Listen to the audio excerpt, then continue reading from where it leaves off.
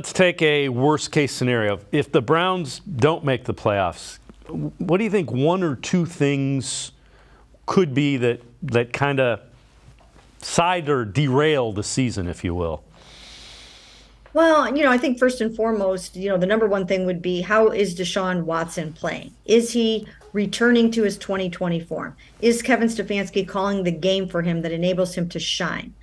So that's probably the biggest thing. Is Deshaun who everybody believes he is or was when they traded for him and signed him to that big $230 million contract? So that's number one. And then the number two is health. I mean, you have to be lucky. You have to be healthy. You can't be losing the Myles Garretts and the Zadarius Smiths and the Denzel Wards for any length of time, or Amari or whatever. You really need to have your stars very, very healthy to succeed. Luck is a part of that.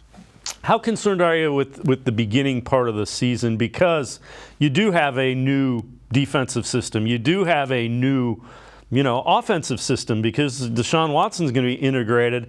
And you get right after it with, those first 4 or 5 games.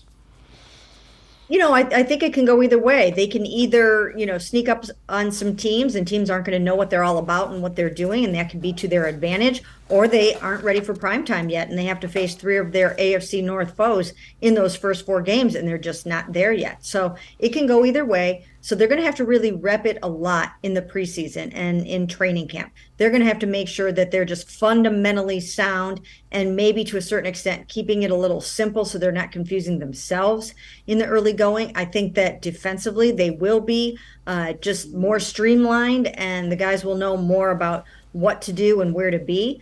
So I think they will be very focused on starting strong.